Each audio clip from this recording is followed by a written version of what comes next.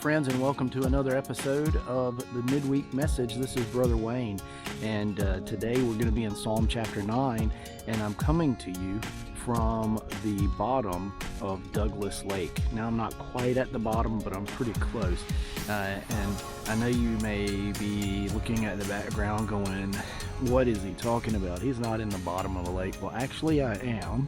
I'm going to pan around here and show you a little bit of what there is to see here, because Douglas Lake,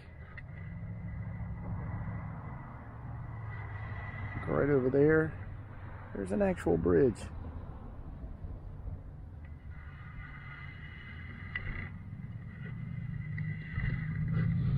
So yeah, this really is the bottom of Douglas Lake. It's just been drawn down for winter. Every year in the fall, they draw the lake down in preparation for winter storms that may come into the area, and melting snow at higher elevations and things like that. There's a lot of tributaries that feed into this lake.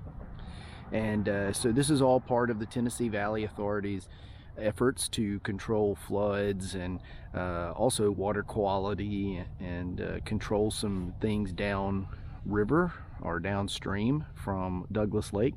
And this lake covers over 1 million acres, so it's one of the largest TVA lakes. And so every year they draw it down, and this lake can be drawn down as much as 44 feet every year. I can tell you that just a couple of months ago, the area that I'm standing in right now was underwater, and it was under probably 3 or 4 feet of water over my head. So I am standing on the bottom of the lake. Now, why am I coming from this location today? Well, it's to make a point. Every year, this is an annual occurrence. During the summer, the lake levels rise, and during the summer they hold the lake up at a pretty high level for recreational use, and then during the fall they start dropping the lake and hold it that way and allow the winter and spring storms to fill the lake back up. It's an annual occurrence. It happens every year. People around this area, the first time I saw it, I was really surprised by it. But the people around this area, it's just a normal thing. In fact, they expect it, and if it doesn't happen, that would be abnormal. And the reason that I bring all of that up is because it goes right along with the psalm that we're looking at today, because just as much as the drawdown and the refill of this lake is a common and annual and regular occurrence, David is going to talk a little bit at the beginning of Psalm chapter 9, and that's what we're going to be looking at in this midweek message. He's talking about prayer, and he's talking about what he bases his prayer on. That's how he begins the psalm. And what he bases his prayer on is the work of God in history, and so the track record of God, and what he knows to be true about the future. So if you live in this area, you know that historically the lake is drawn down every year, and so you can count on that. And you also know that next year they'll bring it back up again, and so you know pretty much what's going to happen in the future. And so I knew, based on what I've read about the lake, that I could come out here and stand in the bottom of this lake today and not drown or be even sunk down to my knees in mud. There, even up here close to the top, you could even drive out here. I was thinking about driving my truck out, and then decided not to at the last minute. Instead, I just walked out here.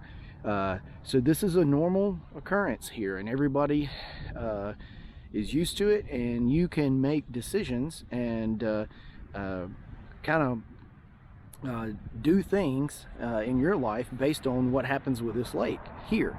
And that's the way David is with prayer. David is banking on the history of God and the future promises of God for his prayer life. So let's jump right into Psalm chapter 9, and let's see how David's view of God's work in history and David's view of God's promises for the future inform his prayer life for today.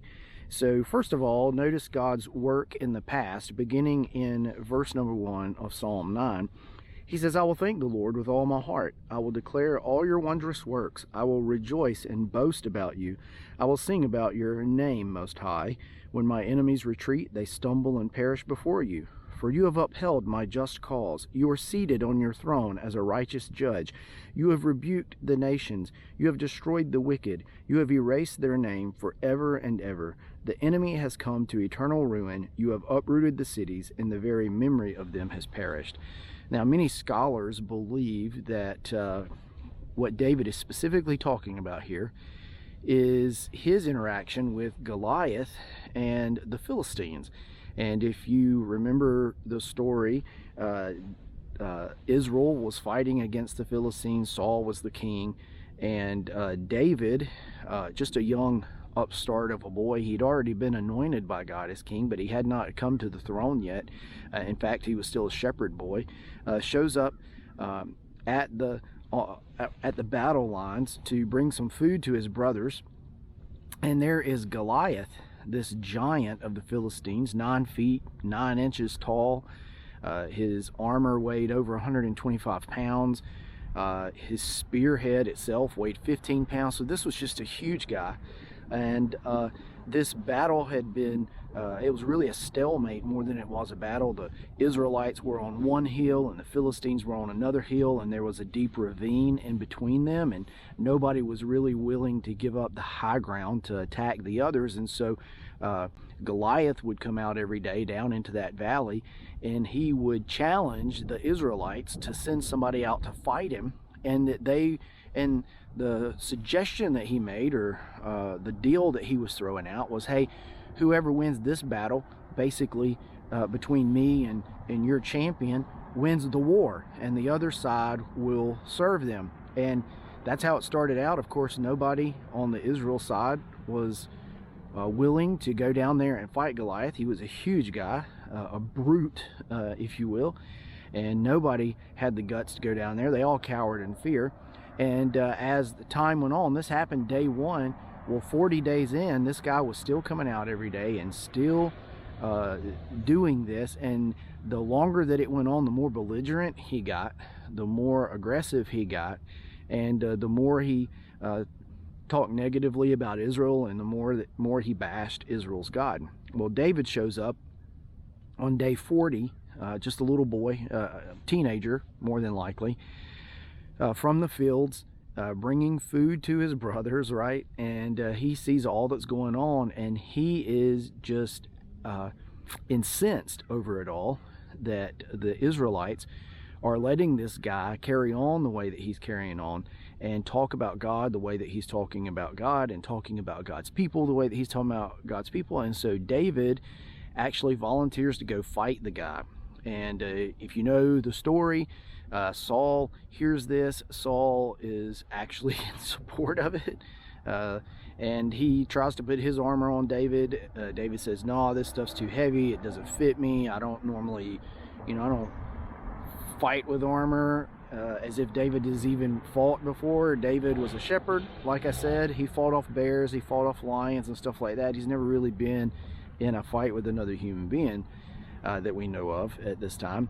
And but he doesn't want the armor. Instead, he goes down to the wadi, a low place there, and finds 5 stones. It's basically a dry riverbed, and puts them in his shepherd's pouch, and he heads out to meet Goliath. Now, when David steps on the battlefield, Goliath is incensed and really almost insulted that Israel would send a boy out to fight him. And so he tells David, I'm going to kill you, and I'm going to feed your flesh to the birds of the air. And David says, you come at me with a spear and a sword, but I come at you in the name of the living God. And he puts a stone in his sling, swings the thing, and shoots it at Goliath, and it sinks right into Goliath's forehead, knocks him out cold. He hits the ground. David runs over and gets Goliath's sword out of his scabbard and decapitates Goliath right there on the battlefield. And this strikes fear into the hearts of the Philistines, who turn around and flee, and the Israelites take in after them. And so this great victory is won because David was had such trust in God that he was willing to jump into this battle, knowing that God was going to give him victory over this giant. And so, again, many scholars believe that that incident is the one that David is referring back to, how God was faithful to him and faithful to Israel through that incident, as he talks about that in this psalm. And I want you to note what God's past work inspired in David. It inspired praise and thanksgiving. Notice when you go back to verse 1, he says, I will thank the Lord with all my heart. So there's thanksgiving. I will declare all your wondrous works. In other words, he's going to talk about all that God's done. He's going to declare God's works. He's telling the good news about God. This would be like a modern equivalent of evangelism. He says, I'll rejoice. So he's rejoicing. He has great joy in his heart because of what God's done for him in the past. I'll boast. In other words, he's bragging on God. And he says, I will sing about your name. And so he's singing. All of these things are really acts of worship. These are, when we worship, even today, these are the acts that we take in worshiping God. And so God's work in the past inspired praise and thanksgiving in David right now. And notice then he talks about God's provision of victory in battle, and he's referring back, of course, to what happened with Goliath. He says in verse 3, when my enemies retreat. Well, who retreated? It was the Philistines. After this boy bested their mightiest warrior, they stumble and perish before you. And that's exactly what happened. As they ran, many of them fell. And as they fell, the Israelites who were pursuing after them killed them in their retreat. He says, for you have upheld my just cause. In other words, God came to David's defense and protected David. David stepped out there and made himself available, and then God gave him the ability that was necessary in order to beat Goliath.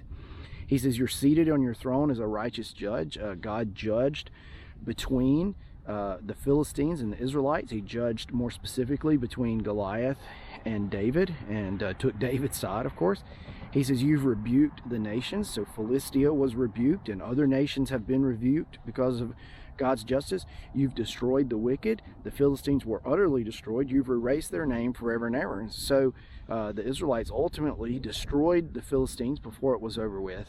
And you don't hear much about the Philistines once David becomes king, because he decimated them. He took them out, and it was all because of God. Now, David kind of gives us a little bit of a process that God goes through when he's judging a nation in this.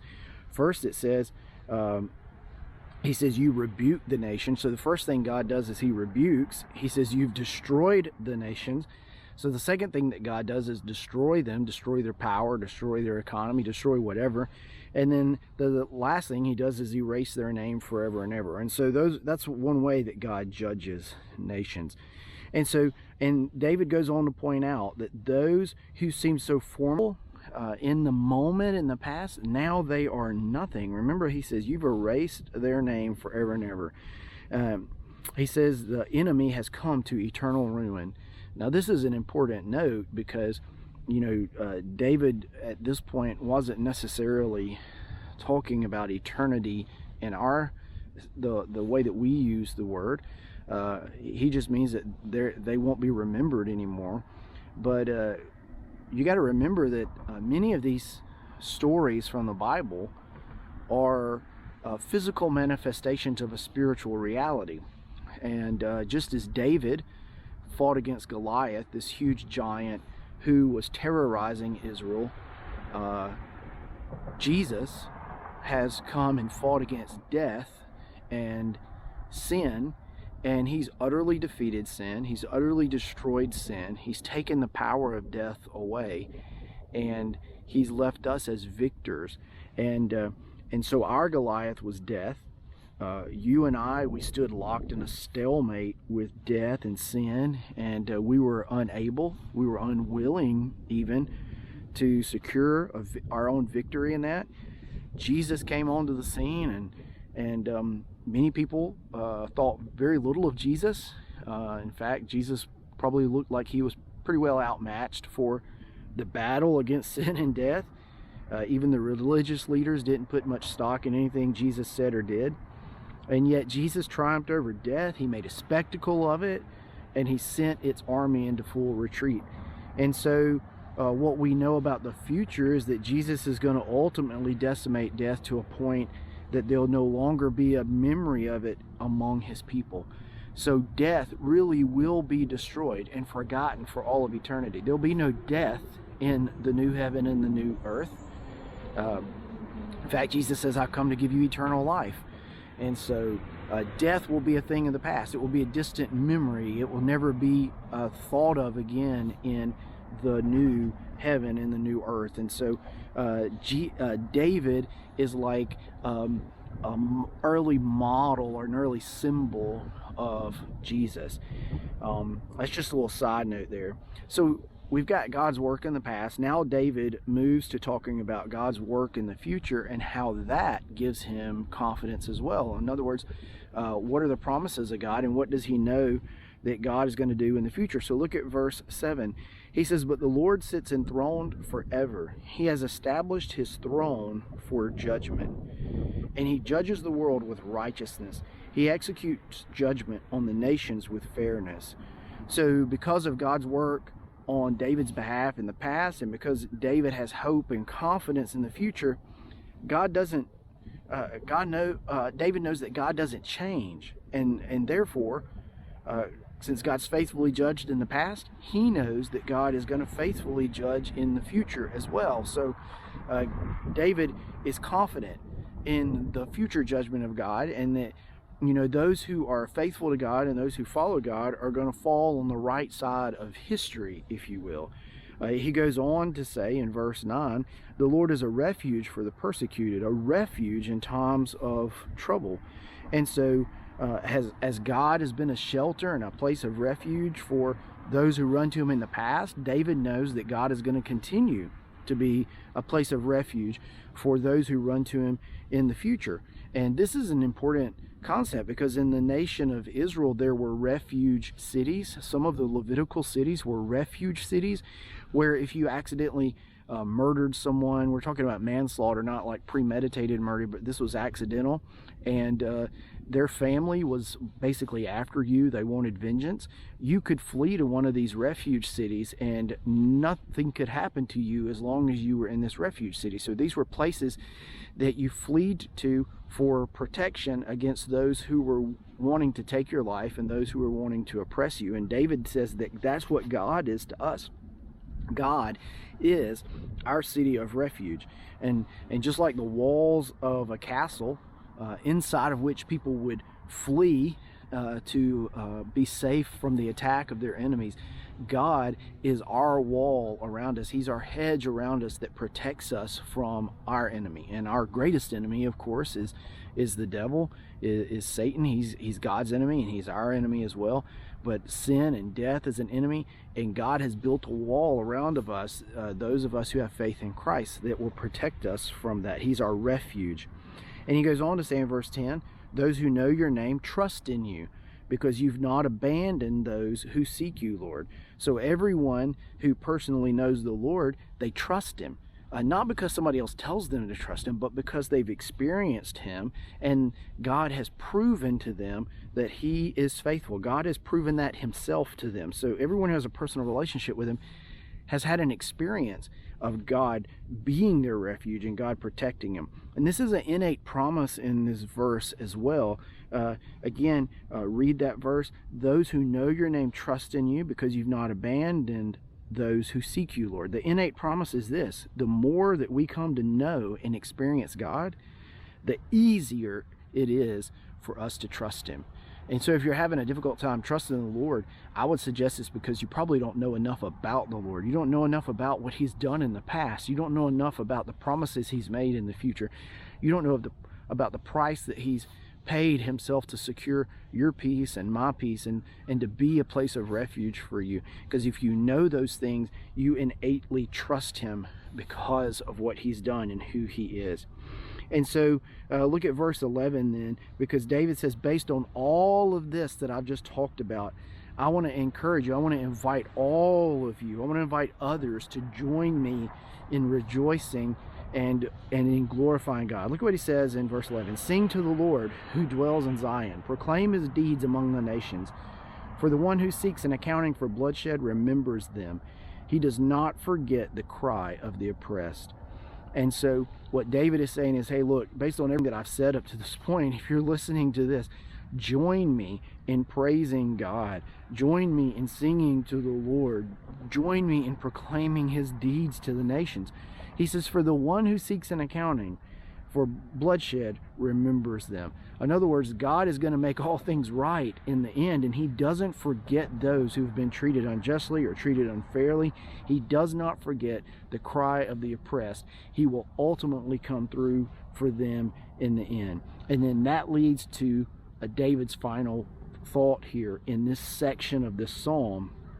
Everything that he's been driving up to ends right here for the time being, because David presents his needs for the present. So based on what God's done in the past, the history, and based on God's promises for the future, what David trusts will happen in the future, David presents his needs for the present. And look at what he says in verse 13. Be gracious to me, Lord. Consider my affliction at the hands of those who hate me. Lift me up from the gates of death. So David is in need of God's mercy, and David knows it, and he calls upon God to consider his present circumstance and to come through for him. And then in verse 14, so that I may declare all your praises, I will rejoice in your salvation within the gates of daughter Zion. So what David is saying to God is, look, I need you to come through for me. I trust you, Lord, based on what you've done in the past. You've been faithful to me in the past. I know you're going to be faithful to me in the future. Come through for me right now. And when you do, I will be sure to give you all the praise and the honor and the glory right now. In other words, I'm going to sing your praises when you come through for me and uphold my just cause. So let's talk for just a few minutes about some practical application here. That's where we're going to stop with the psalm for this week, because there's a shift in tone and almost a shift in message and concept from this point forward in the psalm. And so we'll look at that next time. But I want to make some practical applications, specifically in regards to our prayer lives and what this psalm means for our prayer lives. First of all, I would say to you that it's always good when we come to God in prayer to remember his faithfulness in the past and to thank him for that faithfulness. Philippians 4:6 says, don't worry about anything, but in everything, through prayer and petition, with thanksgiving, present your requests to God. Notice that Paul says, with thanksgiving. Well, what are you thankful for? You're thankful for the things that God has done for you in the past, right? And so an important part of us bringing our petitions to God is being thankful for what God has already done, and that requires that we recall what God has already done.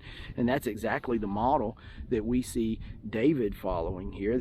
That's the example that we see David setting for us. You see, remembering God's faithfulness in the past, it increases our faith in the present. And so anytime that you begin to doubt whether God loves you, whether God's on your side, whether God cares about you, think about what God has done for you in the past. Think about God's work and history in your life specifically, and thank him for those things, because when we remember God's faithfulness in the past, it increases our faith in the present. The other thing I would say is that knowing God's promises for the future informs our prayer life now. David knows the character of God. He knows God personally, and he knows what he kind of has an idea of what God is working towards and what God is doing in the future. And so he can base his prayers on that, knowing that he's praying in the will of God. You see, when we have an idea of who God is, where he's taking the world, and what God is up to, you and I have a better understanding of how to pray in his will. Sometimes our prayers are not in the will of God, and we don't get the things that we ask for. We feel like maybe our prayers go unanswered, and a lot of times it's because we don't even know enough about God to know how to pray. That's what James 4:1-3 says. It says, James said this. He says, "What is the source of wars and fights among you? Don't they come from your passions that wage war within you? You desire and do not have. You murder and covet and cannot obtain. You fight and wage war. You do not have because you do not ask. And you ask and don't receive." Get this. "You ask and you don't receive because you ask with wrong motives, so that you may spend it on your pleasures." And so sometimes we ask for the wrong things. Here's what David knows. David knows that what he's asking for is within the will of God. He's already stated, hey, this is what you've done in the past, God. This is who I know you to be for the future and the promises that you've made for the future. And my requests that I'm making in the present, guess what, God? They line up perfectly with what you've done in the past and what you want to do in the future. David hitched his request to the character and the nature of God, what he'd done in the past and what he promised to do in the future. And listen, you and I, we can confidently ask God for things that we know are in his will anyway. So when you look at the way God's worked in the past and you say, hey, look, that's something that I need to happen in my life as well, and you pray and you ask God for that, you can know that God's going to come through. When you think about God's promises for the future and you go, hey, you know what, I need those promises in my life, I need those promises fulfilled in my life, you can pray for that knowing that God's going to come through for you there. When you look at his word and God says, I want to do this in your life and I want to do that, through his word he says that, then you can pray in confidence about those things, knowing that God's going to accomplish those things. So the more you know about God and the more you know about who God is and where he's taking things and what God's all about, then you know how to pray in the will of God. One thing that I would say to you is that we can always know that God answers our calls for mercy and salvation. That's what David is asking for. He says, be gracious to me, Lord. Other translations say, be merciful to me, Lord. David is asking God for mercy. And God, in the very nature and character of God, God is a merciful being.